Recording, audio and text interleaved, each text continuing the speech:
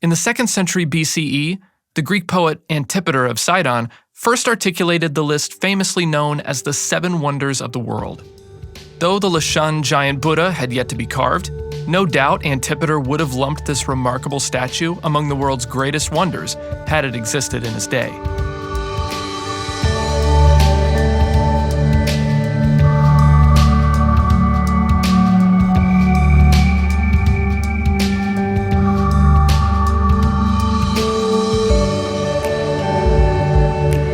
Leshan Buddha, the history and meaning behind one of the world's largest pieces of religious art.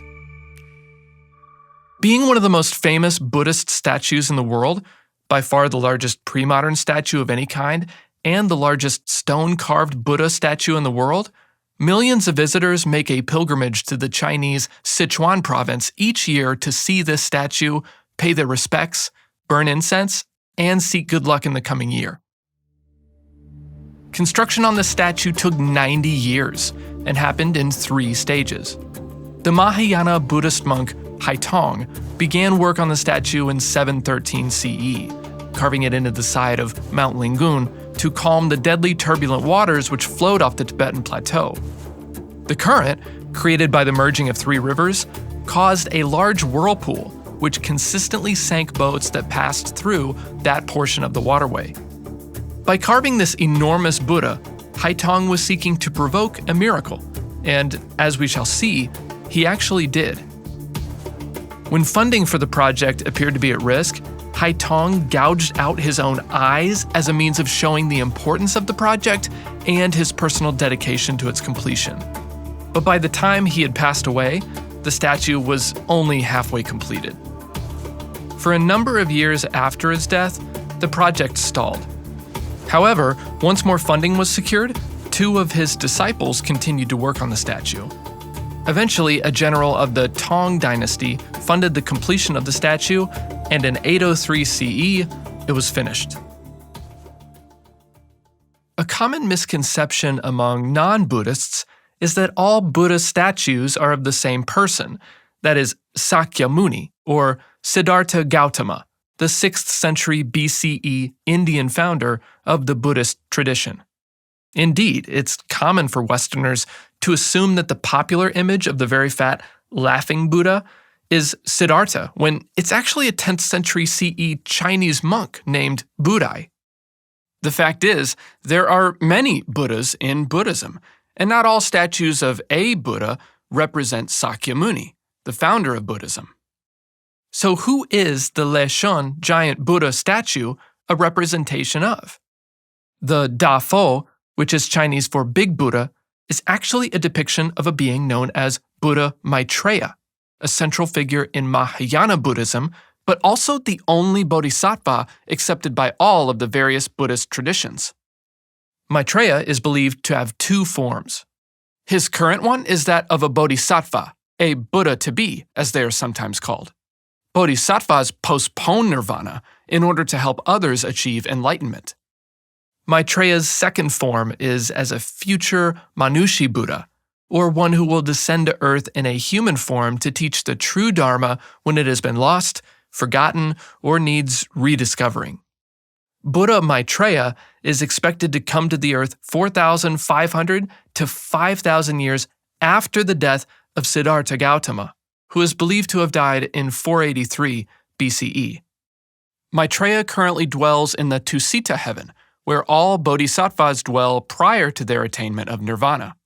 When Maitreya comes, he will change the world. The earth will become a utopia of sorts. Flowers and fruits will grow spontaneously, and their scent will linger unceasingly. There will be no more deceit, theft, greed, unkindness, warfare, or famine. People will live to 84,000 years of age, and there will be no premature death. Humans will be 160 feet tall and live lives of perfect bliss. Seated, the Leshan Giant Buddha statue is 233 feet high. If Da Fo were standing, he would be approximately the same height as the Statue of Liberty.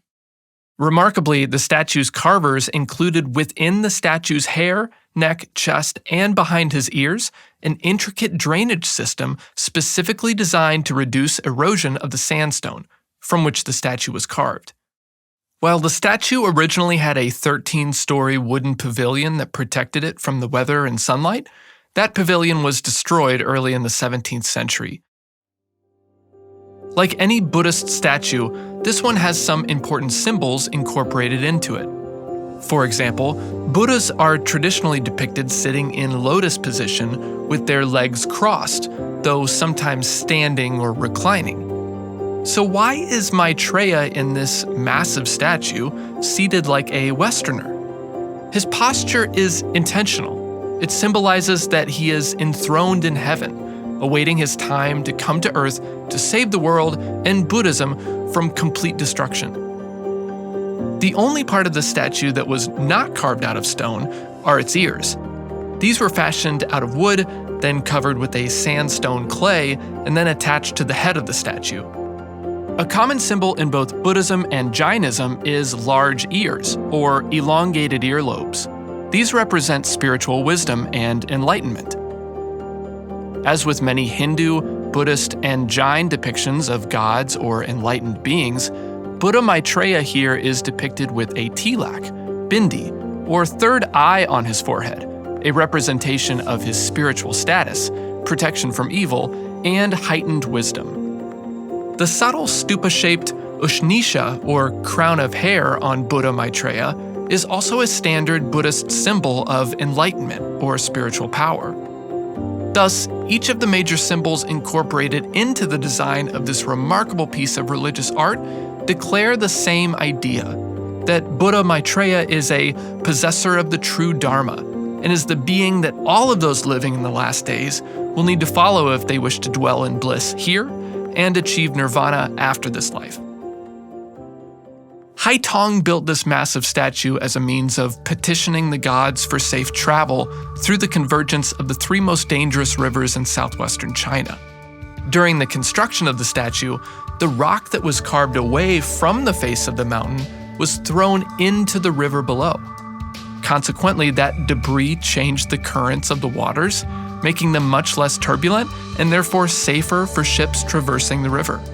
Indeed, what were once dangerous rapids are today filled with serenity and calm, thanks to the inspired work of a humble 8th century Buddhist monk. The history of death on the rivers of that region came to an end because of the dogged determination of a monk and his unyielding devotion to Buddha Maitreya. And the annual visit of millions of pilgrims to that 1,300-year-old statue shows that Tong's faith lives today in the hearts of the multitudes who find their way to this statue as a means of thanking Buddha Maitreya for providing centuries of protection to China's sailing merchants who have traveled safely down formerly dangerous waters.